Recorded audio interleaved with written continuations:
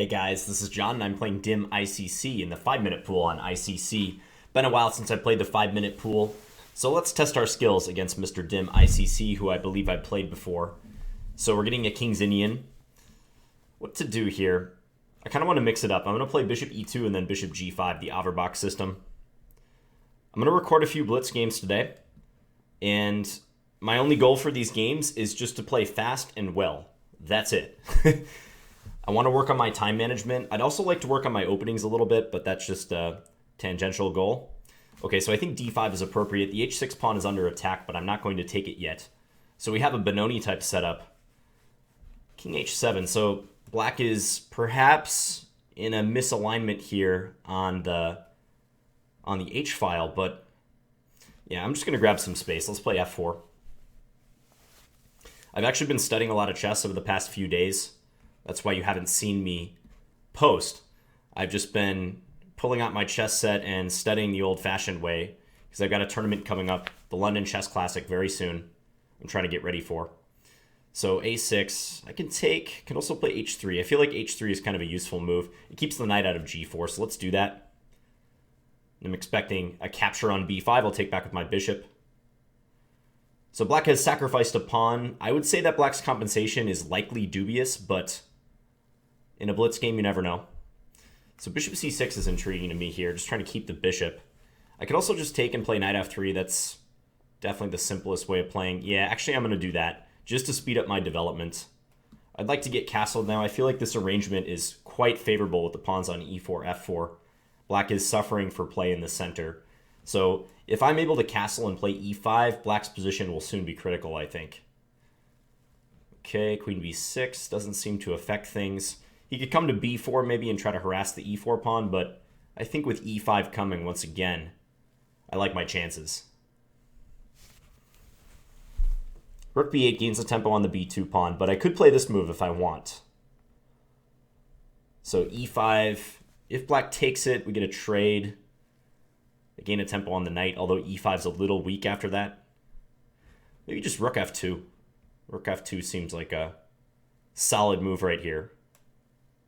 Yeah, let's do that. I could try to calculate e5, but in the interest of moving fast in a good position, or what I feel is a good position, I'm just going to play this. This rook might want to come over to e1, potentially just to back up the push. He does play the queen into b4. So this pawn is hit. An interesting move now is rook e1, as I was saying before, because after the trade I do have bishop takes c5. But I don't like knight takes c5 then. Maybe they can sacrifice their queen for material. Also, they get the fork on e4. So I think I'm going to push here all the same. Yeah, let's do that. And I think if black wants to play active, they're going to play knight e4. In which case I basically have to take it. Maybe queen d3 actually is a candidate. Queen d3 would be very interesting here. But taking is my first instinct. Queen d3, though, that hits the knight and the rook. Took me a second to realize the rook on a6 is loose. Uh-huh. Any other way I can take advantage of that? None that I see. Yeah, let's... okay, so queen d3, knight takes f2, queen takes a6. Queen takes b2, though. Yeah, no, I should just take this. Let's do that. Okay, so here... do I take on d6 or play rook e1, some move like that?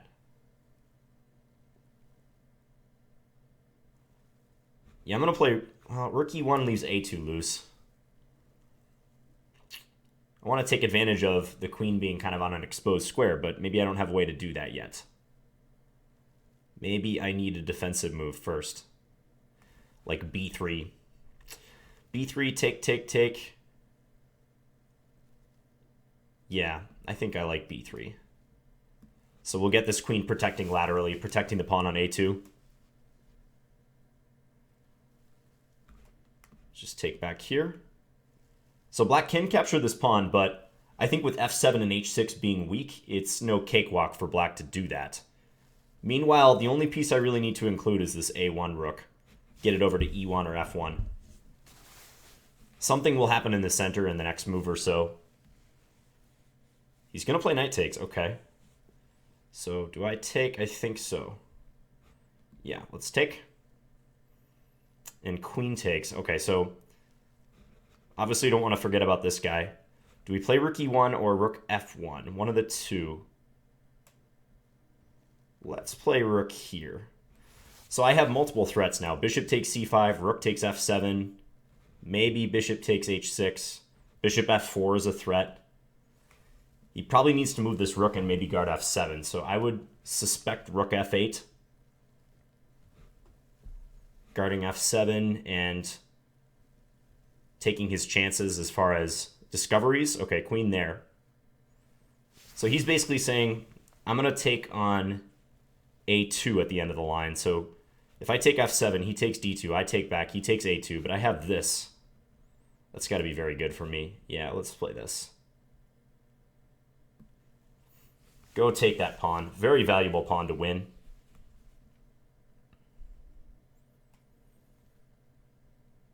Maybe king g8, best attempt for him here. I don't think he wants to go down this forced line with queen takes d2, bishop takes d2. Yeah, king g8, there he goes. So I could grab e7. That looks promising. Just trying to work out the details. Rook takes g7 is met by queen takes g7. Even that position is probably good for me, but don't have a lot of time now.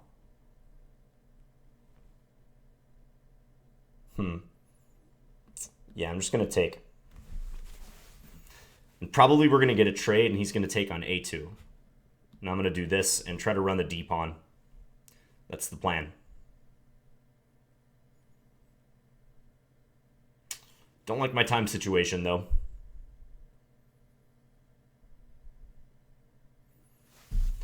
So for rook f8, I'm thinking bishop c7, push the d-pawn to promotion. His rook's attacked. He could throw in bishop d4 check, but I think that actually kind of helps me. Just king h1. h6 will be undefended then. Yeah, so let's do this. Maybe bishop g3 was safer. I don't know. But I'm going to let him actually come down here because I don't think it matters too much. I'm controlling h2. That's the big thing. So I think my d-pawn is just running. 38 seconds, though. 38 special.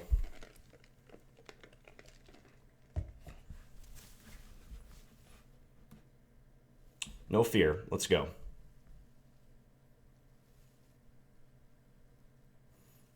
So rook takes g2, d7, no rook g1 mate, no rook h2. We're looking good.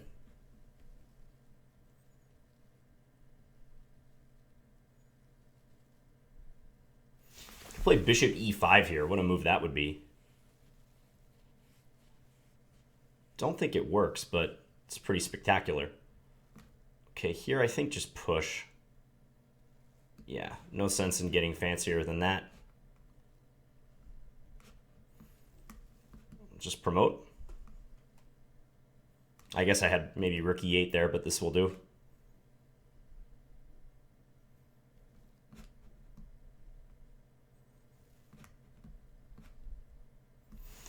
Okay. Time scramble now. Let's get our king up next. Or attempt to. I'm just going to trade this pair of pawns because I think it's helpful.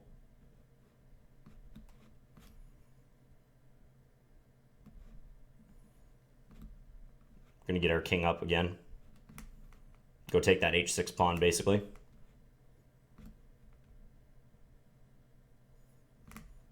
Threaten mate.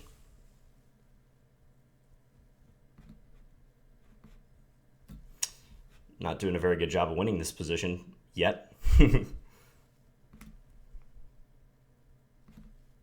threatening mate again. He doesn't have a good reply. And we control e7. Okay, so I get the checkmate in at the end. 58 move game. Time management could have been better. I'm going to cut myself a little slack because it is the first game of this session. And you guys know I'm a slow starter and generally slow. Even after that, even after starting. So let's just break this down for a second before I turn on the engine. So the Averbakh variation, this line with bishop e2 delaying knight f3 or foregoing knight f3 altogether for a while, and then playing bishop g5. It's very interesting. So it's directed against black playing e5. Let me just show you what I mean right there. Named after Yuri Averbakh. One of my favorite grandmasters, actually. I really enjoy his writing. I think he's still alive. And I apologize to Yuri Averbakh if he has passed, but I'm pretty sure he's still alive. He might be one of the oldest living grandmasters. So, bishop g5 is the system that bears his name. So the idea is to stop e5 or highly discourage e5. Well, actually, here white would welcome it because after the trade and then queen takes d8, rook takes d8, white has knight d5 with a double attack on f6, and we're also hitting c7. So white wins material in this case. So you do often get Benoni-esque positions because if black can't go for e5, then the next natural pawn move for them to try is c5, looking to hit the center in a different way. Here he played h6, and you pull the bishop back to e3 so that when you play queen d2, you'll be gaining a tempo on the h6 pawn, is the whole point of this operation with the bishop coming back here.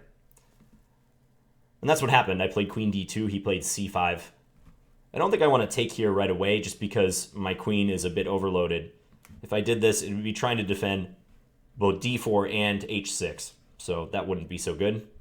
Likewise, if I take here, I think knight takes, and with the pressure on e4, I don't think, again, I have a right to go after this pawn. So I just played d5. We enter this Benoni formation, king h7. I played f4 here, just gaining space. Maybe a different move is playable here. I have some familiarity with setups where you put the pawn on f3, actually, which is a good way to stop black from playing knight g4 ever. Because you can see in a few more moves that knight g4 was irritating. I didn't want to develop the knight to f3 for that reason. Now he played b5, which is sort of a move you're more likely to play in Blitz, I would say, as black, giving a pawn in Benko Gambit style. I wonder if I have a better move here. h3 felt slow, but I wasn't sure how to play it. Just turn on the engine here. As usual, when I'm analyzing these Blitz games, I don't go to the rigorous analysis extent that I would in a standard game. You guys have seen me play standard games where I like to go through the game once without the use of the engine and only then add the engine in afterwards. But just for the sake of time in a Blitz game, I usually put the engine on pretty quick. I still try to make some conclusions on my own before doing that, but largely the games are not going to be serious enough where you're going into the same analysis level as you would in a standard game. So the computer actually likes b5 here. It approves of this pawn sacrifice idea. And it says here just play knight f3. So what about my move? h3 likes queen a5. Bring the queen out. An active move. So if I take here, knight b6. Not a logical continuation for black. I mean, the a6 pawn is dead. Black can take it whenever they want. But that seems like a very specific operation. Bring the knight to b6. So maybe f4 wasn't so accurate. Computer likes h3 better. Or just knight f3, develop. Yeah, you know, I could play this move, couldn't I? Because if knight g4, I just can play bishop f4. No big deal. I want to preserve my dark square bishop. I wouldn't want to let black just take it with their knight. Yeah, so knight f3 is probably okay. I was emboldened by king h7. It seemed to me that black was already worse here, so I was just trying to seize as much central space as I could. But okay, going forward with this, we get this trade on b5. Black plays bishop a6. I just took. I was thinking for a second about bishop c6, but I think I'm glad I didn't do that because that could make castling kingside problematic for me. I'd have to go through some contortions. So I just trade and then play knight f3, queen b6. The engine likes knight h5 here, maybe trying to use the g3 square in some instance. Maybe also trying to hit back in the center with f5. Opens the bishop. Still edge for white, though. The thing about these Benoni positions, or these Benko Gambit positions, I should say, because that's what it resembles more so than a Benoni at this point. If black's play on the queen side ever slows down, white is undeniably a lot better. So if black fails to generate threats against these pawns or against e4, then white is probably going to be consolidating and taking over the initiative and just being a lot better with that extra pawn. So that's what I was hoping would occur here. So interestingly, rook AB1 might be more accurate, or as the engine is saying, even the immediate E5. I did not see that the tactical shot that the computer likes here. Queen takes B2, trade, and then knight takes E4 at the end. Aha. Every Benko player has done something like this in the past where you sacrifice on B2 or you capture on B2 and then you unleash the G7 bishop. Looks like I maintain control here, though. Knight D1, take. White is up a piece, right? Computer doesn't give a huge advantage, but I do have an extra minor piece in this position. Probably the reason why the computer thinks black has some play is because their pawn structure is so compact. And you can see that white's pawns, while still being plentiful, are loose. A2 and D5 in particular. So maybe black gets something from that. Rook A3, hit the bishop. Knight D1, white has to make some awkward moves. Knight B6. Black's pieces are pretty good. He might round up this pawn. That's a nice practical sacrifice for black. Hard to see, though. So he played queen B4. I went ahead and played E5. You know, interestingly, I didn't even look at queen D3 right here. Attacking the rook and defending E4. In a long game, I'm sure I would have looked at this move or spotted it. But here I thought E5 was almost forced. I think I also looked at rook E1 for a second, but didn't like it.